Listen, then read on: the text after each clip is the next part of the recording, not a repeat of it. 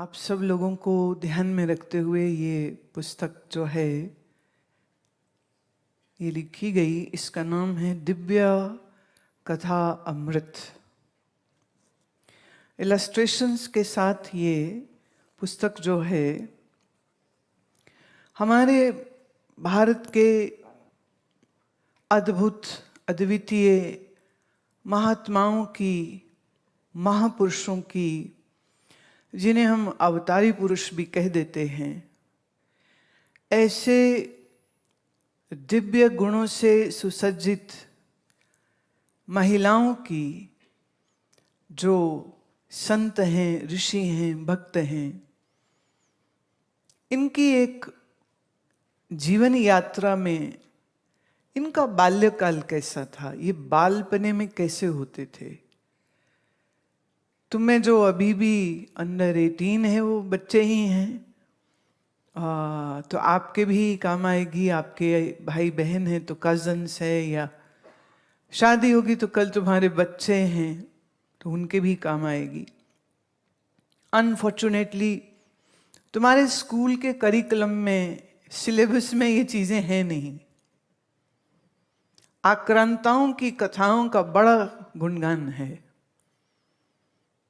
लेकिन अपने देश के जो महान राजा हुए, चाहे वो चालुका हों, चोला हों, गुप्ता हों, मौर्य हों, इनके बारे में कोई एक पैराग्राफ में सारी बात खत्म हो जाएगी। लेकिन जो 12वीं सदी के बाद यहाँ जितने भी आक्रांत आए हैं, उनका बड़ा यशो गुणगान है। लंबा लंबा इतिहास उनका बताया गया। जैसे कि उनसे पहले भारत तो बेचारा नंगा भूखा ही घूम रहा था, यहाँ तो कुछ था ही नहीं। और बल्कि सच ये है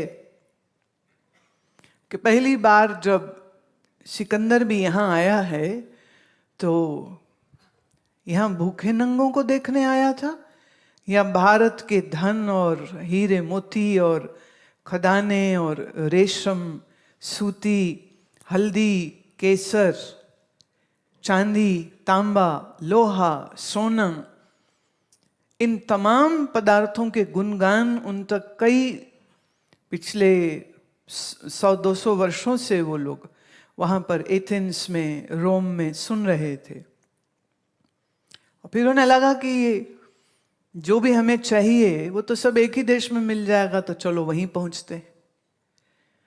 और फिर सिकंदर के बाद तो लाइन लग गई आने वालों की। कोई तुर्क से आ रहा है, कोई ईरान से आ रहा है, कोई चीन से आ रहा है, पोर्चुगीज आ रहे हैं, फ्रेंच आ रहे हैं, और ब्रिटिशर्स आखिर में आए। तो ये लगभग 760 वर्षों का एक लंबा जो कार्यकाल अभी हमारा इतिहास जो है भारत का, उसमें भारतीयता, भारत के विज्ञान, भारत के संत, भारत के मनीषी, भारत के आयुर्वेद, भारत के योग की कहीं कोई चर्चा नहीं। वाघभट्ट नहीं पढ़ाते, चाणक्य नहीं पढ़ाते, तुम्हें स्कूल में पढ़ाना चाहिए था। ऋषि चाणक्य का पढ़ाना चाहिए था। अष्टांग हृदयम के कुछ सूत्र पढ़ाने चाहिए थे। क्या खाए, क्या पिए, शरीर को स्वस्थ कैसे रखे। पातंजल योग सूत्र पढ़ाना चाहिए था कि अपने मन के सिस्टम को जानिए, आपके मन के क्लेशों को जानिए, अपने मन को राग, द्वेष, अभिनिवेश से मुक्त कैसे कर सकते उसको जानिए। पढ़ा नहीं था तो कुछ हिस्सा तो योग दर्शन का हो सकता था, क्योंकि उसके लिए आपका कोई मजहब हो, आपका कोई पहचान हो, आप छोटे छोटे किसी आदिवासी से हैं या किसी पिछड़ी जाति से है, इस पे अधिकार तो सबका है। योग पे, ज्ञान पे, आयुर्वेद पे, वेदांत पे, उपनिषद पे सबका अधिकार, पर बताया नहीं गया। तो मुझे ये लगा कि मुझे कुछ करना चाहिए, तो उसमें ये पहला कदम उठाया। तो इसमें संत ज्ञानेश्वर, सत्यकाम जाबाली, भक्त प्रहलाद, भक्त ध्रुव, भक्त मीरा, गुरु नानक देव, संत कबीर और हनुमान जी का बाल्यकाल जो है वो इस तरह illustrations के साथ, with beautiful colored sketches. So this will become very interesting for smaller kids, for teenagers and for everybody.